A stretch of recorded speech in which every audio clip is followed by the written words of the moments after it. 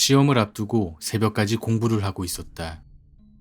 한참 공부를 하던 중 방문을 노크하는 소리가 들려왔다. 아들, 야식 가져왔으니까 문 열어봐. 나는 공부에 집중하고 있던 터라 나중에 먹겠다고 말했다. 30분쯤 지난 후 다시 노크 소리가 들려왔다. 아들, 야식 가져왔으니까 문 열어봐. 시험도 얼마 남지 않아 초조했던 나는 그만 신경질을 내고 말았다. 안 먹는다고. 지금 공부하잖아. 그러자 갑자기 문을 쾅쾅 두드리는 소리가 들려왔다.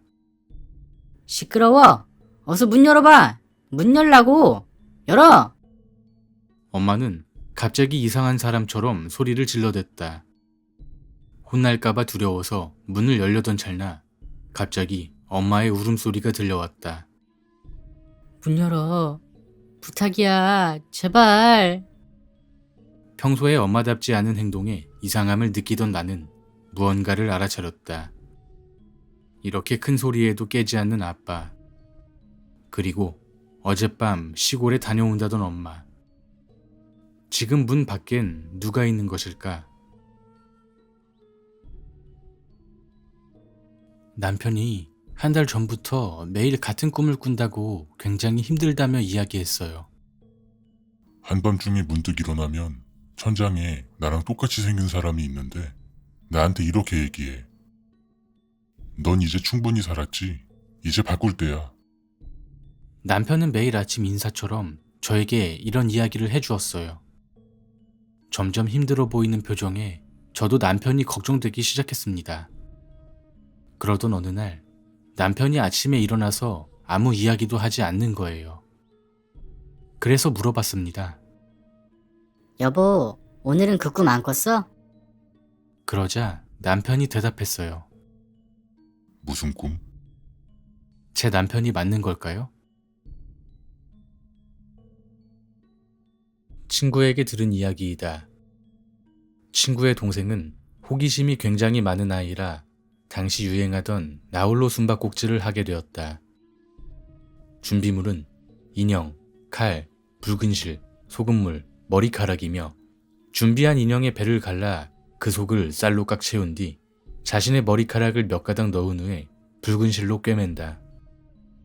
TV를 제외한 모든 불을 끄고 칼로 인형의 배를 3번 찌르며 네가 술래다, 날 찾아봐, 5분 줄게 하고 3번 외친 다음 소금물을 입에 머금고 숨는다.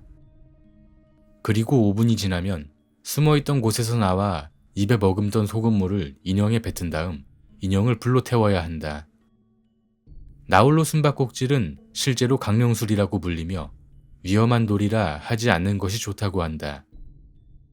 그러나 호기심이 많았던 친구의 동생은 혼자 있는 날 새벽 3시가 되자 게임을 시작하게 되었다. 그런데 하필이면 그날 TV가 켜지지 않았다고 한다. 그래서 컴퓨터를 켜놓고 게임을 시작하게 되었다. 그렇게 동생은 장롱에 숨었다. 조금 지나자 갑자기 컴퓨터 자판을 두들기는 소리가 들려오기 시작했다. 굉장히 무서웠지만 입에 있는 소금물을 뱉으면 안 된다고 해서 숨을 죽이고 5분을 기다렸다고 한다. 그런데 갑자기 장롱문이 미친 듯이 흔들리기 시작했다. 친구의 동생이 정신을 놓아버릴 때쯤 미리 맞춰놓았던 핸드폰 알람이 울렸다.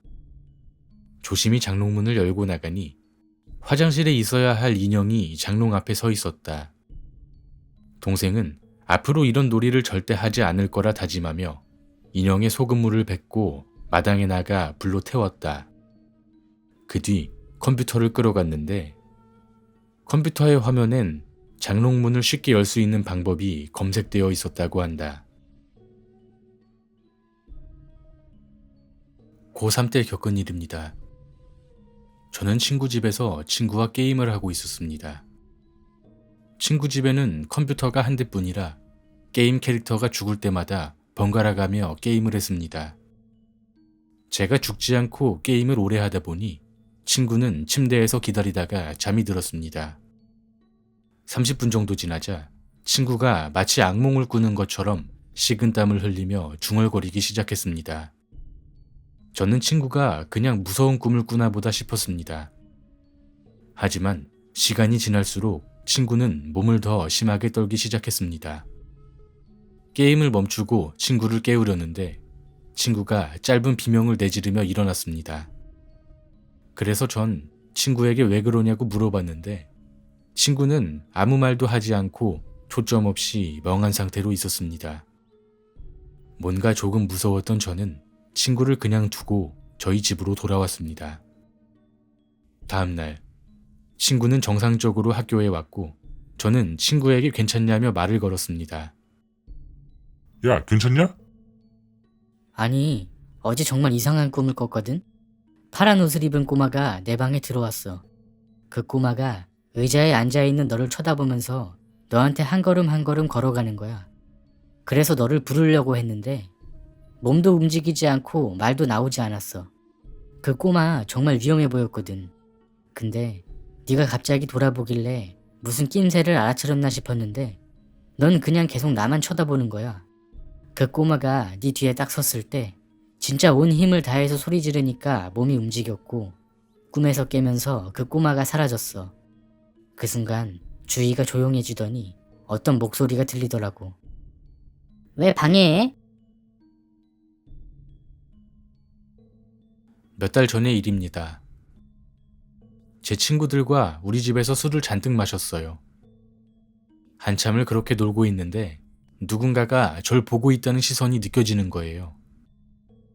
그래서 창문을 보니 어떤 소녀가 저를 빤히 쳐다보고 있는 거예요.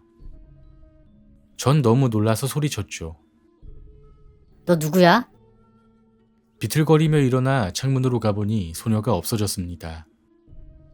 친구들도 그 여자아이를 목격한 터라 다들 어리둥절했지만 술자리의 분위기는 금방 좋아졌습니다. 그런데 술에 취해서였을까요? 저희는 저희 집이 반지하라는 사실을 나중에야 깨달았습니다.